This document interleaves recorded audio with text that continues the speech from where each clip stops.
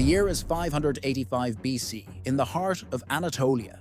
The Medes and the Lydians once again gathered their armies on opposite sides of the Halys River. For years, the two kingdoms had been locked in a conflict that refused to end. A war fought not for a single decisive prize, but for the simple fact that neither side could allow itself to retreat. The borderlands between them had become a graveyard of warriors. Every campaign season began with new promises of victory, and every campaign season ended in stalemate, with fresh bodies buried in the soil, and neither king willing to admit defeat. The Medes came from the east, led by King Eclipse, a ruler who had already expanded his dominion through force and believed he could push farther still. The Lydians stood in the west under King Lydians, whose wealth and ambition matched his rival's pride. Neither ruler wished to surrender territory, prestige, or power. Each battle was meant to prove superiority, yet each ended with neither side able to claim the field. Armies that had once been inspired by dreams of conquest now marched out of duty, bound by cycles of vengeance that stretched across generations. Fathers had fallen in this conflict, and now their sons carried the same weapons to fight the same enemy on the same ground. The war had dragged on for 6 years. Victories were temporary, losses were costly, and no treaty could hold. When the Medes gained an advantage, the Lydians struck back with equal force. When the Lydians pressed their claim, the Medes returned with renewed strength. The balance of power swung back and forth like a pendulum, but the pendulum never stopped. Each campaign bled resources from both kingdoms, weakening their people while hardening their hatred. For the common soldier, the war felt endless. Each march to the battlefield was less about glory and more about surviving long enough to return home, knowing that another call to arms would soon follow. By the spring of 585 BC, the conflict had reached another impasse. The Medes had marched westward once again, and the Lydians met them as they always had. The Halys River had seen this scene countless times before. Two armies lining up, their kings watching, each determined to prove that this battle, unlike the many before it, would finally bring resolution. Yet in their hearts, both sides knew the truth. This war had no natural end. Pride demanded that it continue, even if exhaustion threatened to consume both kingdoms. Still, they prepared for another clash.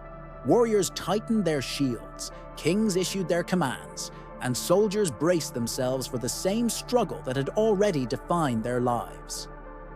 The war was eternal, or so it seemed.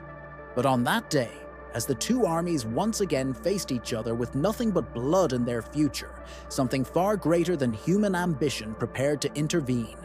The sky, silent through years of slaughter, was about to break its silence. The sun that had watched over every battle was about to vanish, and the endless war would finally meet a force neither army could resist. On the 28th day of May in 585 BC, the Medes and the Lydians clashed once again along the banks of the Halys River. Lines of warriors advanced with shields locked, shouting war cries that echoed across the plain. Spears drove forward, arrows flew overhead, and the rhythm of battle repeated as it had so many times before. The clash of bronze against bronze filled the air. The ground shook under the weight of advancing troops, and both sides believed they were entering yet another day of endless struggle. The fighting was fierce, but it was nothing unusual for men who had known nothing but conflict for years. The war seemed destined to stretch on indefinitely, draining both kingdoms of blood and strength. Yet as the armies pressed forward, something began to change. At first, no one noticed. A faint dimming crept across the battlefield, subtle enough to be mistaken for a cloud. Warriors continued to strike and block, unaware of what was beginning above them. Then the light weakened further, the warmth of the sun fading until faces turned upward in confusion. What they saw stopped the rhythm of combat more effectively than any weapon. The sun itself was disappearing, slowly, steadily, A black disk slid across its face, and daylight surrendered to shadow. Confusion spread through the ranks. Some soldiers froze mid-swing, staring at the sky with open mouths. Others dropped their weapons altogether, stepping back as if distance could protect them from what they were witnessing. The noise of battle faltered, replaced by murmurs of fear. Within moments, the battlefield that had roared with violence fell into a stunned silence, broken only by cries of alarm. Darkness thickened until the day resembled night, and the stars themselves appeared above the plain where men still stood with shields raised, powerless against the heavens. For both Medes and Lydians, this was no natural occurrence. Few among them could imagine that the alignment of celestial bodies was responsible. To the warriors who had lived their entire lives within the grip of myth and omen, the vanishing of the sun was nothing less than divine judgment. Some believed gods were punishing them for years of bloodshed. Others thought of monstrous beings swallowing the sky, devouring light as a warning to mankind. Whatever the interpretation, all shared the same conviction. This was no ordinary day. The kings who had ordered the war were not immune to the same terror. Cyaxares of Media and Alyattes of Lydia, men who had poured their resources into this feud, now looked upward like their soldiers, unable to explain the sight. If the sun could be taken away in an instant, what power did human armies truly hold? Pride faltered, ambition withered, and a new awareness settled over the field. Neither army could continue fighting when the heavens had so clearly spoken. The eclipse passed slowly, and as the sun slipped back into view, the damage to the war's momentum was complete. The battlefield, once drenched in years of hatred, had been humbled by the sky. The Medes and the Lydians had discovered that their endless conflict was not beyond judgment. On that day, it was not swords or spears that decided the outcome, but the darkness that fell from above. The war that seemed eternal had been interrupted by the only force capable of silencing it: the heavens themselves. In the world of the Medes and the Lydians, the sky was not scenery. It was a court that passed sentences. Kings kept priests at their side. Harvests were timed to omens, and rare events in the heavens were read as commands from powers above human reach. Among those signs, none spoke louder than the sudden death of daylight. When the sun vanished, order itself was thought to collapse. Stories across the region described creatures that swallowed the sun, and angry gods who veiled their light to punish the proud. An eclipse was not a curiosity, it was a warning. So when daylight thinned on the battlefield, and the stars appeared at an hour that had no business showing stars, both armies arrived at the same conclusion without a word exchanged. The gods were displeased. The image was familiar enough for everyone to grasp its meaning.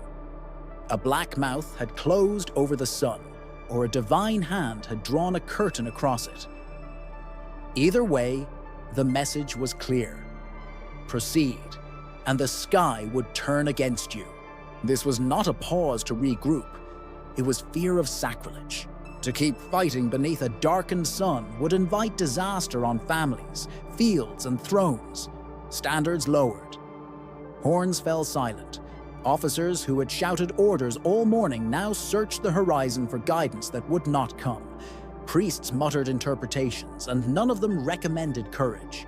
The eclipse transformed enemy lines into fellow witnesses of the same judgment. Men who had traded blows a moment earlier stood still, bound not by truce but by awe. If the sun could be taken from the sky, what claim did any king have to insist on victory? When the light returned, its meaning did not fade with it. The armies had learned what they needed to learn. The heavens had spoken with a voice that overruled pride, vengeance, and habit. The war would not end because one side finally broke the other. It would end because both believed they had been told to stop. While the warriors on the field saw terror and divine punishment in the sudden disappearance of the sun, the phenomenon itself was nothing supernatural. What they witnessed was a total solar eclipse, caused by the moon sliding directly between Earth and Sun.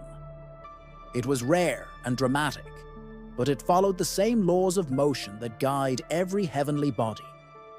The armies of the Medes and Lydians could not have known this, but somewhere not far from them, a man had already begun to suspect that the heavens were not ruled by monsters or angry gods. That man was Thales of Miletus, a Greek thinker whose curiosity had carried him beyond myth. According to later accounts, Thales predicted that the year of the eclipse would bring such an event. How he reached this conclusion is still debated, but his claim marked a turning point. If true, it was one of the first moments in recorded history when a human attempted to forecast the movements of the heavens without appealing to divine will. Where soldiers trembled at omens, Thales saw patterns. Where priests spoke of wrath, he studied cycles. For him, the eclipse was not a cosmic judgment, but a predictable alignment, the meeting of sun, moon, and earth in a geometry that could be understood. The contrast could not have been sharper. On the battlefield, men threw down weapons because they believed the gods demanded silence. In Miletus, the same darkness in the sky whispered something else. The universe could be measured, and knowledge could strip fear from the unknown. Whether Thales truly foresaw that exact eclipse, or whether the story was polished by later writers, the legend captured an important shift. The heavens were not only a source of awe and dread, they were also a clockwork system, vast and complex but not beyond reason. That single day in 585 BC therefore stood at a crossroads. For the Medes and the Lydians, it was the voice of the divine that ended their war. For the growing world of Greek philosophy, it was evidence that the sky could be understood, that human intellect could pierce mystery and predict what seemed untouchable. From one event came both superstition and science, two interpretations of the same shadow. The eclipse was not only the end of a battle, it was also the beginning of astronomy as a tool to explain the world. When the sun returned and daylight spread once more across the field, the two armies stood transformed. Neither side rushed to resume the fight.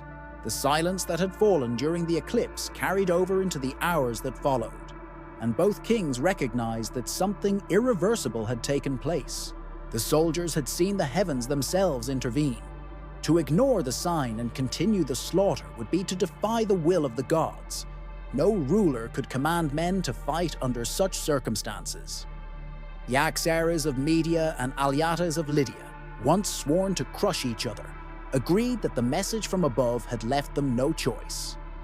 The war, which had consumed 6 long years and countless lives, ended not with a decisive battle, but with a treaty born of fear and reverence. Negotiators moved quickly to formalize peace, citing the eclipse as divine instruction. The Halys River, so often stained with blood, became the new boundary between the two realms. It was not a compromise born of diplomacy or strategy. It was surrender to the voice of the sky. Both kingdoms accepted the river as a natural frontier, and the soldiers who had braced for another cycle of death now returned home under the strange protection of the heavens. The impact was immense. By halting the conflict, the eclipse spared thousands of lives that would otherwise have been lost to a struggle without end.